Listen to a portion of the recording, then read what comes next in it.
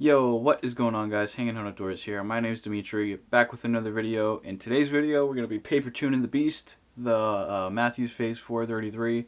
If you guys missed the last video, we just got this thing built. The video before that, we went over like the specs. So, with that being said, in today's video, we're going to go ahead and set up the paper tuner. We got the target set up behind us. We're going to throw some arrows through paper and see if we can tune this thing.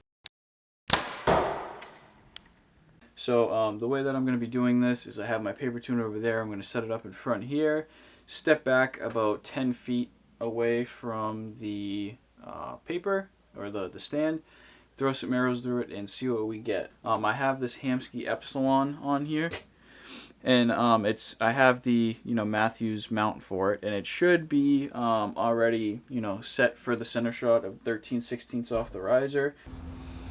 Okay. I'm gonna back up down this way, down there, and I'm gonna lob some arrows, but you should have a pretty good view and you should be able to actually see the arrows poke out on the other side. I might take a couple of these in some slow-mo so that you can see it better. So let's go.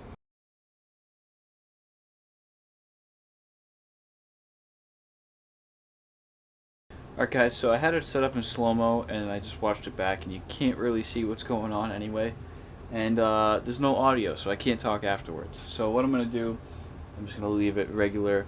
If you come here and take a look at this hole that we got here, I have a slightly right low tear. Slightly low, slightly right. So I'm going to go ahead and adjust that. Luckily, it doesn't look like I'm going to need to move any top hats. And we'll go from there. I have a tear so finitely low that I think I'm going to, instead of trying to move my D-loop and my knocking point around, I'm just going to go ahead and leave it. My reason being is because the way to fix that would be to move my rest down, and I don't want to go too crazy paper tuning this because I do have arrows on the way. For a different arrow setup. Right now I'm tuning this to my 4mm arrows just so that I can shoot this. So I'm not going to go crazy tuning it up and down, but I am going to go ahead and get rid of the left and right. Now I'm about a 1/4 inch to the right, so I believe that if I try to go ahead and move over these top hats, that would be too much of an adjustment. So I think I'm just going to bump my rest a little bit to the left because I got a right hand tear. So we're going to go ahead and do that now. That's not looking too bad. I'm still like just not even not even a 1/4 turn of that adjustment wheel to the left. To the right. So I'm going to go ahead and do that off camera, take another shot. But horizontally, that one actually looks perfect. So I'm not too worried about that. Not horizontally. Vertically.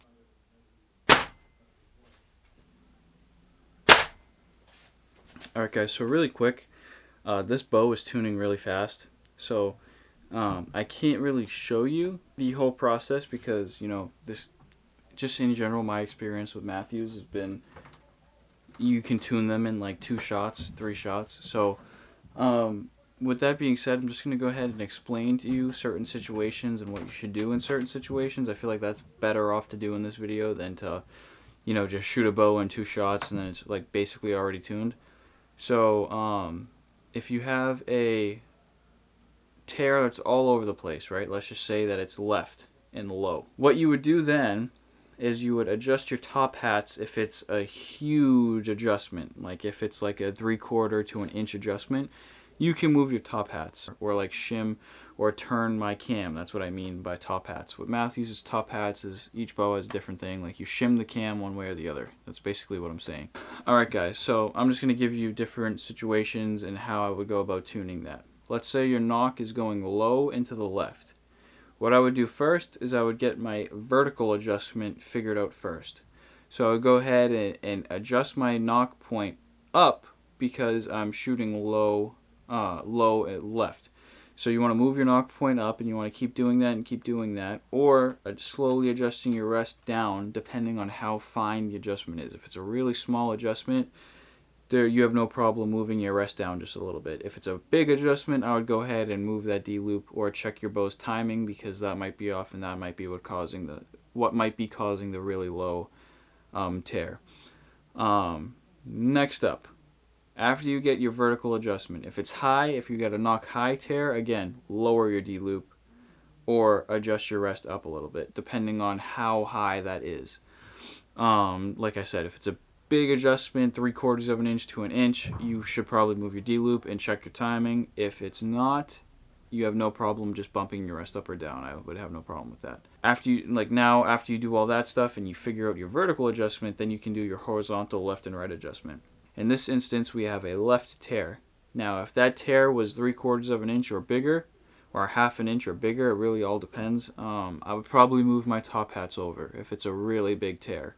Now, if it's a minor tear, like a 1/2 inch or a 1/4 inch or maybe even less, you should have no problems bumping your rest over that little bit, because moving your cam would actually be too much of an increment afterwards, and that could screw you up.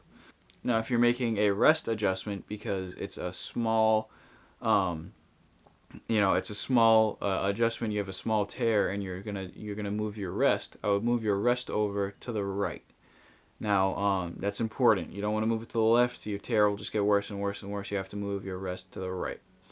And then vice versa. If you have a tear to the right, you move it to the left. So now if you need to, and that was confusing for you, you can write it down or go on a forum somewhere. I'm sure there's plenty of information out there to help you out paper tuning. Alright guys, so as you can see there, I have some pretty crazy helical on my veins, so it's going to be hard to explain, but that is exactly what you want to see. That is what a bullet hole looks like.